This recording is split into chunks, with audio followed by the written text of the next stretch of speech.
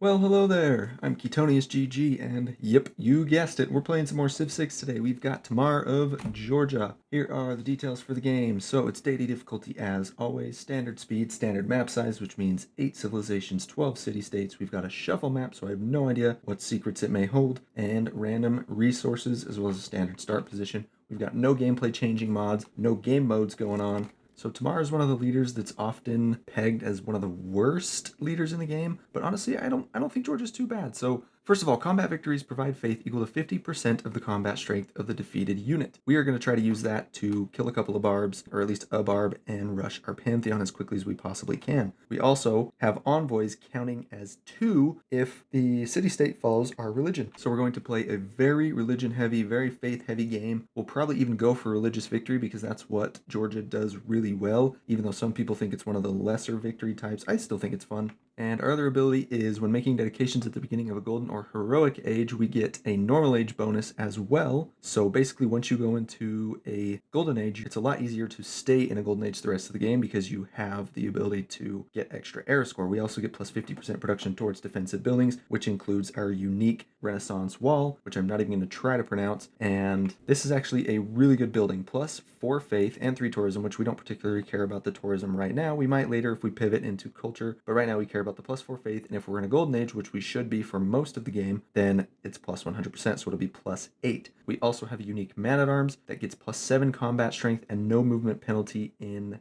hills, which is awesome, and they are unlocked with military tactics. So we could do a fun little man-at-arms rush here. They do require 10 iron, but other than that, they are pretty cool. Now, turn 1. We have got a pretty grassy start here. My very first instinct is to put my city down right here, and I don't see any reason not to. I would get a 2-2 tile immediately. My next tile would be a 2-1-3, which isn't bad at all. Using my settler lens here, I can see that there's some coast right here, so I don't necessarily want to go any closer to that. So if I go a little bit further from the coast, I think that would be helpful. I'm also just going to move this guy down a little bit. My goodness gracious, that's a lot of truffles. That, my friends, is a Temple of Artemis start if I've ever seen one. The problem is I don't want to go for Temple of Artemis this game. I want to rush a religion. Yeah, I feel pretty good about this start. So we're going to settle here, turn 1. Very nice. Right off the bat here, we're going to go for astrology and forget about it because I want to get the first religion if I can. I'm also going to go for a warrior first. I'm going to force work this 2 food, 2 production tile because I care a lot more about getting that warrior out 2 turns early. And then I'll get a scout after that. I'm doing it in this weird order because I want to be able to kill a barb as quickly as possible. A scout is not going to help me do that, but a warrior might. The sooner I can kill a barb, the sooner I get my pantheon, and the better things will be. Found Cahokia, but I was not the first, really. I really like them. They're a good city-state, and now I've got to go find who found Cahokia first. Finally, a tribal village recon unit. Okay, not bad. So we'll actually get 2 scouts out right here at the beginning. There's Hunza, also not the first meet. That's a lot of trade city-states, though. It's Gilga, bro. Of course it's Gilga, bro. Oh,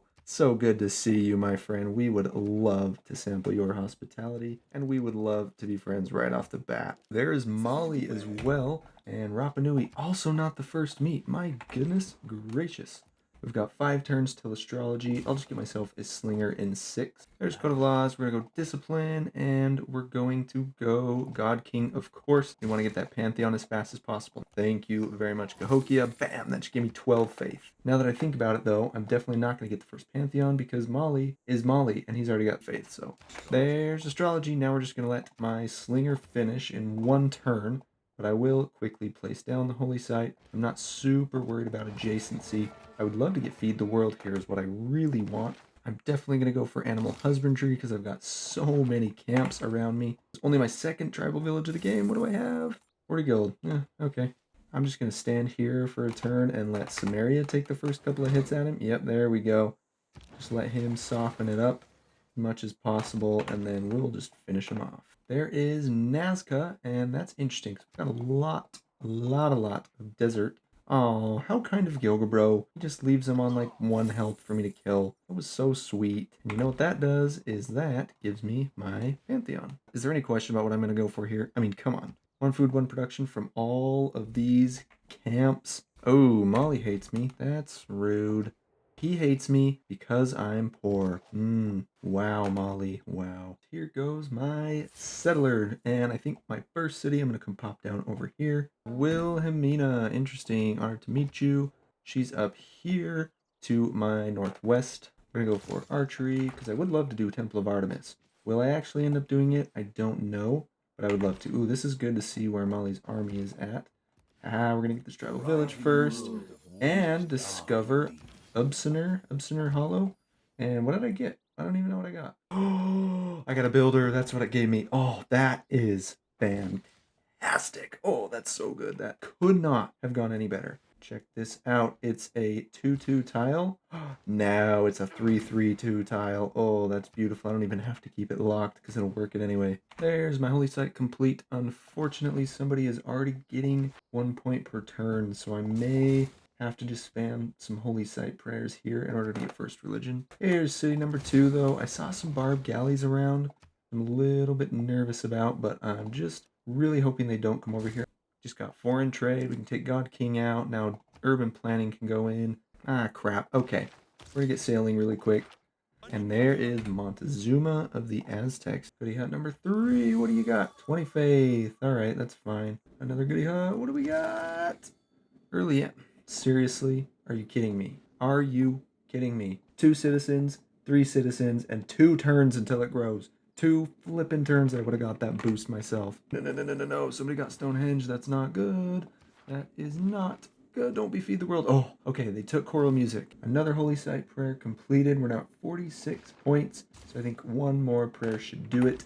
And we should get second religion here. And we got ourselves second prophet of the game. This holy site is done, so it'll immediately put our religion into both the cities. Yes. A lot of good options here, but obviously we're going to go feed the world if it's available. It's just too good. Some really good options here as well, but I think a good choice for our first one would be Holy Order, so that we can get our missionaries and apostles going. That way our apostles that we choose, that we buy to evangelize with later, will be much cheaper. All right, I hear ya. I'd be remiss if I didn't try it. 15 turns. Come on, Temple of Artemis. I probably shouldn't show you this because then it's going to get taken from me, but 12 camps, pastures, or plantations within range of this Temple of Artemis if I'm able to get it. Oh, I want it really bad now. We're going to go Exodus, of course. We're going to be converting a whole bunch of cities this era. There's another governor title, and we are instantly getting provision on Magnus. Now, I've been saving up my gold. We're going to go ahead and purchase another settler. There it is, baby. Heck yeah. Temple of Artemis. I'm going to have 12 camps, pastures, or plantations within range of this bad boy, which means 12 amenities across my cities. It also gives some food and housing. Yeah, 4 food, 3 housing. We've already got 6 pop. I'm going to spend my gold on a builder here in the capital so we can get this iron online. Then we can go get the truffles and the spices. We just met Cardiff right here, and they're not particularly useful for me. It's funny because Georgia's whole thing is being super awesome with city-states, but none of these city-states are really useful for me except for Hunza, and Mansa Musa's already got 6 flippin' envoys there. Here is city number 3, and we're going to immediately buy that horse tile as soon as we have enough gold. Gilgabro will buy my open borders for 52 gold. Wow. Thank you very much, Gilgabro. And now we've got horses. Definitely want Pingala in my capital at some point, but since Magnus is there for now and is going to be used for spamming settlers, I'm actually going to go ahead and grab Moksha and pop him down. We're going to get extra religious pressure coming from this city, which will just help convert things around me. I'll also get 2 more faith per turn because I get 2 per specialty district. There's political philosophy, and you guessed it, we're going for classical republic, of course. We're going to keep our settler card in, we're going to go urban planning, we're going to go diplomatic league, and we will briefly put in discipline as we fight off some barbed galleys. As far as the civic tree goes, I want temples and Mahabodhi as fast as I can possibly get them, so that's what we're going to go toward. Looks like Molly is going to try to attack me here, so I'm just going to put some units around here to kind of stand in the way before he can get too close to me. These are the people that got prophets, so Wilhelmina and Montezuma both got one, but Molly and Gilgabro did not, which means I can convert them hopefully pretty easily here. Here in the capital, we're going for the Ancestral Hall. We'll get extra production toward settlers in the city, and then we will also get builders every time we settle a new city. But apparently Montezuma likes me now, so he will be my friend. So there's Kagwana and Preslav. Again, useless for me and useless for me. Okay, I'm definitely killing Molly. He just founded that city. I've been sitting here waiting to found this one for forever. I'm going to man-at-arms rush him. I'm going to slap down my campus. Then I'm going to go ahead and get a settler first, then the campus. I am going to get Amani because I need Hunza on my side if I'm going to go to war with Mansa Musa here. Now we're placing down city number 4. We are immediately going to get to work on an encampment right here because we are going to war. Check this out. I have no envoys in Hunza. I'm going to send this delicious trade route and boom, instantly 3 envoys. Why is that, you might ask? Well, I have Diplomatic League in, which gives me an extra envoy, and then I also have this ability. They follow my religion, which means my envoys sent to them count as 2. There's Canada, and that's another era score, baby. You gotta love having Canada in the game. Look at this. I can sell 40 Diplo favor for 360 gold. I'm gonna be using that to get myself some men-at-arms. Valletta, now they are a lot more useful for me. Being able to purchase encampment and city center buildings with faith, that sounds very nice. There's Ayathaya, also quite useful. They want a great general. Oof. There's Guitarja. Looks like she is right here. I would love to be able to get settlers and builders with faith, but I really don't have a lot of places to settle currently. I have dang good production in my capital. So I'm going to go Exodus. That just seems like the best option for me. Getting the extra movement and 2 extra charges on all my missionaries and the apostles that I'm going to get is going to be amazing. And I'm still going to get 2 era score every time I convert a city thanks to Georgia's bonus. Yes, faster military unit production. Now that we've unlocked temples, we're instantly going to buy 2 of them. Bam! And now my cities have more housing, more food, they can keep growing. There's a +3 campus in my capital. That boosts my science big time and boosts mathematics, and it will get me up to military tactics quicker. Yeah, Molly definitely needs to die. What kind of idiot kills Nazca when they're playing Molly? Dude, you could have just put envoys in them and you would have been able to boost this entire flippin' desert area. I'm definitely going to go liberate them later. Nobody's denounced Molly, so I will have to do the honors. He just called me a wretch. I didn't even read the whole thing, but out of the corner of my eye, I saw that he called me a wretch. Found a fun little place right here to settle city number 5. There's Christina, the last one on the map. Honor to meet you. Yes, I want to know where you are. Alright, we got a lot of units now. I've been spamming out archers and spearmen. I got myself a swordsman, and then I levied Hunza's military, which had a couple of swordsmen, catapult, a few warriors down here. So we will declare war on Molly, and Gilgabro is, he's Gilgabro, so of course he's down for a little scuffle. Wow, okay. So he just got Mandakalu Cavalry, which have 55 base strength, and I now stand pretty much no chance against him. This first hustle is actually a debater. Get a nice little science pillage here. Well, bam. And all my units are just going to die. Well, whatever. There it is. And yeah, we're going to do a little bit of a tactical retreat right here and try to get as many units to safety as we can until we can upgrade everybody else. Oh yeah, now we're talking. All right, let's get these pikemen in here ASAP. No matter what victory I go for, I think I need to win this war against Mali. So I'm going to go cross-cultural dialogue, which will give me, oh yeah, almost doubled my science. Give me like 20 more science per turn. My first Kevsur, baby. Oh yeah. And that will destroy the pikemen, and it'll stand up somewhat to the Mandakalu cavalry. Still pillaging because it gives me gold, obviously. It also reduces the combat strength of his cities. Oh, no, no, no, no, no, no. Oh, that is the worst thing that could have possibly happened. The river just flooded and destroyed my entire army. Oh my gosh. Ooh, he's got crossbows. Bam. Bam. You done messed up a Aaron. I'll trade an archer for a Mandakalu. Not you. What the? No. Okay, that was a misclick, but that's okay. Bam. And bam. Thank you very much. She left her guru out. Well, bam. And well, bam. And now you can't heal yourself. And I'm starting to spread happy campers. You know what I'm going to do, Molly? You know what I'm going to do? I am going to take your city. Thank you. Hey, got myself another envoy, and we're going to take Iathia, and we'll get the arrow score from getting them on side. And now, every time we finish a building, we get 10% of it in culture, which is much needed because my culture is terrible. And look at that, so we can bypass the walls and hit through them at the same time. This galley's staying here as a distraction. Still got 4 health. No. It's got 0. Well, bam, there we go.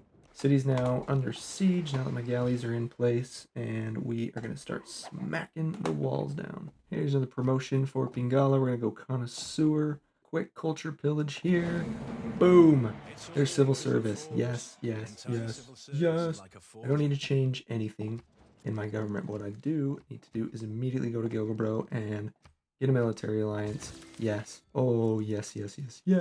Okay, I also just got a research alliance with Montezuma and an economic alliance with Katarja. And there's Divine Right. I'm trying to decide what I want to do here. If I'm going to go for a religious victory, which I think I am, then I will want theocracy. However, if not, monarchy is by far the better government for Tamar. The other option I have, and I just realized I'm a total idiot and I should have done this forever ago, is I could totally grab oligarchy just temporarily. And you know what? I'm going to, in order to get that +4 combat strength on my units, because I'm using pretty much all melee and anti-cav. Here's the setup we're going to go with: Republican Legacy, Gothic Architecture, because I'm building Mahabodhi Temple. Then we got Limes and Conscription. Oh yeah, look at this. Now even my Kevsirs can destroy his Mandakalu cavalry. Look at that. So we got +3 intel from printing, +5 from military alliance, 4 from oligarchy, and +5 from adventures of Eridu or whatever, which is Gilgabro's thing since he's at war with them as well. Pikemen, oh, even better. This guy's 65. This guy gets up to 77 against him. Pillage. The city's under siege, so it's not going to heal at all. Running back, y'all. Gao will now fall. Boom. 1 attack. There's 2 attacks, 3 attacks, and let's take it. Mali's now down to just 2 cities, Nazca, which I am going to liberate from him, and Tadmeka. And as soon as I get Nazca, then I'm going to start settling all of this desert, and it's going to be glorious. Tadmeka will fall 1 turn before it was going to rebel, which is actually perfect. Oh, okay. Because then I just don't have to worry about dealing with it. Oh, hey, Mahabodhi Temple, yes. So this bad boy gives me 2 free apostles, as well as, I think, 2 Diplo victory points, and a little bit of faith, something like that. Christina declared war on Gatarja, which means I declared war on Christina, which is a little bit unfortunate. Kills a couple of trade deals, but nothing too crazy. Kill. Mali will now finally be out of the game. Check this out. So -16 for grievances from other players against us. That's obviously my 374 grievances. But once I take Mali out of the game, that'll go away. I know, wealth is fleeting. Yep, that's right. I do want to liberate this, right? Yes, I do, because it'll make settling all this actually doable. Not only that, but it actually gives me a faith city-state. Woohoo! My first Nazca line is about to go down. These things are awesome. 1 faith to adjacent tiles, 1 extra faith if they have a resource, 1 food to adjacent desert and desert hills tiles after civil service, which I already have, and 1 production to adjacent flat tiles after mass production, which I am about to get. 1 faith, 1 food, 1 faith, 1 food, 1 faith, 1 food, 2 faith, 1 food, 2 faith, 1 faith. And then in a couple turns, then it'll be production. Yields. Another thing I realized is my trade route capacity is 9 from all these commercial hubs with markets that I stole. So priority for my gold right now is to start getting traders in all my cities and create more gold. Also, remember what I said earlier about the Netherlands? Yeah, they're already down to only -1. I do still have 27 turns till their denouncement expires. Okay, now that the war is over, we can change governments. Like I said before, monarchy is probably the meta for Tamar. All the housing and Diplo favor from Renaissance walls, absolutely crazy. Extra influence points, absolutely crazy. But we are planning on going for a religious victory today. So we're going to go theocracy. Whether it's the right choice or not, I don't know. Throw Diplomatic League in. Bisselbanken will go in eventually, but right now Diplomatic League is what we want. I am going to pump out just a few more settlers real quick. I'm actually going to go laying on of hands, and we're going to work our way toward Patron Saint so we can get double promotion apostles. Tsikhe, tsikhe, I don't know. check this out. We've got musketman, battering ram, 2 bombards, crossbow, and a man-at-arms, all with 1 charge of my apostle. Wha-bam! Oh yes. We have 10 turns left in the Renaissance era, and I need 22 air score in order to go into a golden age. But I do have some tricks up my sleeve. First of all, I'm going to convert Valletta, and they have a quest for that, which is going to help me become the first suzerain. That'll be 2. I've got 4 cities down here that I'm going to settle, which will give me Sprawling Empire. On top of that, this one is within 2 tiles of a natural wonder, which will give me 3 extra air score. I've got a couple other cities up here that I'm going to settle. One right here that I'm going to settle. I have settlers on the way to all these locations. Some of these may or may not give me air score. I can't remember if desert gives you air score every time you settle on it or just the first time. And then, most importantly, don't forget, because we're Georgia, we are in a golden age and we're getting this awesome benefit, but we're also going to get 2 air score every time we convert a city to my founded religion. I've got an apostle here, got an apostle here. We're going to convert all 4 of these. That'll be 8 air score. Converting Valletta will be 2 more air score just from the conversion itself. I'm still waiting just 1 more turn, which it says 1, but the next turn it'll say 0, and then it'll expire. But I'm just waiting because the loyalty is so bad down here. What I'm going to do is I'm going to get a cultural alliance with Gilgabro, and that way all these cities will be just fine. My alliances have expired, so Gilgabro, you get a cultural alliance, my good buddy. Just like that, there's no loyalty pressure over here. So we go, boom, there's 1, boom, there's 2, and that's Sprawling Empire. Please tell me I have the builder card in. I do. 5 charges, good. And there is 3, and that one gets the +3 from Ubsoner Hollow. And there is number 4. And 2 more air score, 125 up to 127. 2 more air score from converting these cities that have never been converted yet down here. Here's city number 17, city number 18, and another tasty Nazca line. Oh, and by the way, still got 4 turns left. I've already overshot on air score. Valletta on my side, very nice. Gave me an envoy for completing the quest. So it converted Valletta first, and then it was like, oh, you just completed a quest, and so it gave me an envoy, but since then, at that point, it was already converted, it gave me 2 envoys. Here's another fun little city. Well, bam!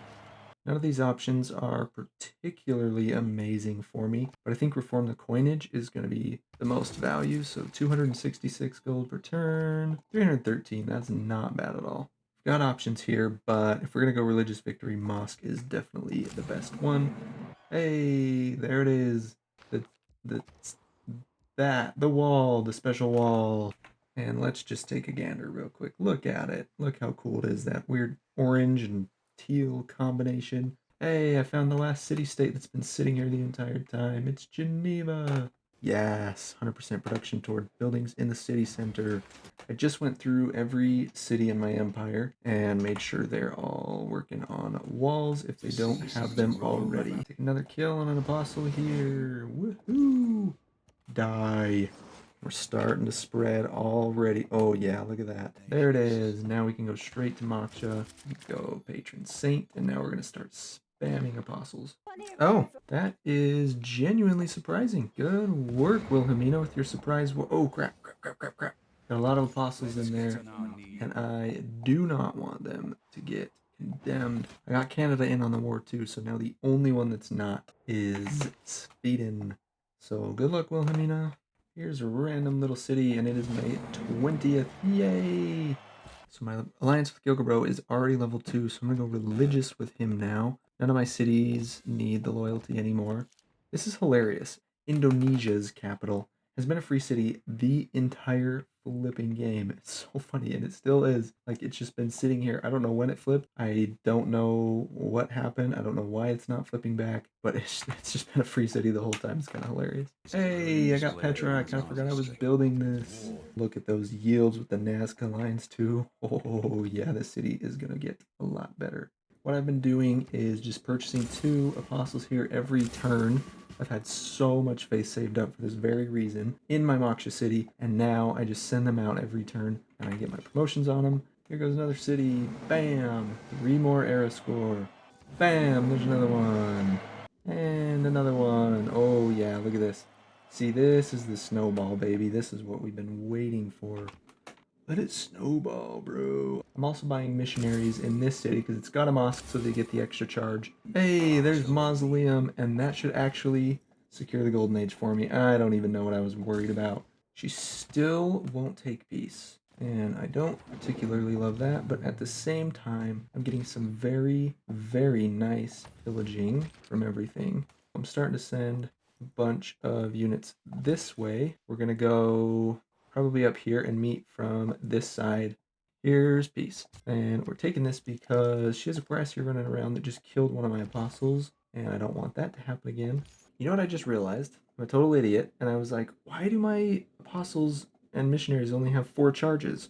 Well, Keaton, it's because you didn't build Hagia Sophia yet. Gosh dang it. Oh, it's ridiculous. So, that's going to be next, and then I will spam out another wave of apostles, but by the time I do that, it might be over. In fact, yeah, you know what? Yeah, we'll take Shaw right now. Oh, I've got my debater in here. Yes, look at that. 18 Pop City also converted. The Aztecs' religion is almost gone already. And we're going to build Hagia Sophia. We're going to put 1 turn left on Hagia Sophia. There it is. Missionaries and Apostles get 1 extra spread. It applies retroactively. Indonesia's got +3 intel on me, but if I just go like this is the nice thing about religious combat. For actual combat, this does not apply, but for religious combat, it does. So she lets me construct an embassy, which gives me 1 level of Diplo visibility, and now her +3 is gone. Here we go. We're going to get Ottawa converted. This guy is a proselytizer. That is the best promotion if you're going for religious victory. Removes 75% of other religions, and then we can just get a nice normal spread here. Boop, and finish it off. And now that holy city follows my religion. Got another proselytizer here, and he's just going to boop and boop. And now that's another city following my religion. We don't quite have Canada converted. We need a few more cities there. We are working on Guitarja. We've got 1 of her cities. She only has 3, so as soon as we get this one, that'll be the majority. And then we've got to go down to get Sweden. But Sweden does not have their own religion, so they will be nice and easy. Here is Indonesia converted. And now it's just Sweden. Spread the good word. Come on. Spread it like your lives depend on it. We now have majority religion in 7 of Sweden's 12 cities, which means it is the majority in their empire. The only issue now is that Hinduism has been resurrected from the dead, but 1 good charge will take care of that and win us the religious victory on turn 222. We have a basic need. Don't go anywhere because I have a special treat for you. And here it is. Look at these yields. Tasty. I really, really appreciate you watching. I hope you enjoyed the series as much as I did, and we will see you on the next one. Thank you so much for watching. If you enjoyed the video, don't forget to like and leave a comment. Also, don't forget to subscribe to the channel for more Civ 6 videos like this. I'm Ketonius GG, and as for myself and Alias, it's been a hoot. Bye-bye now.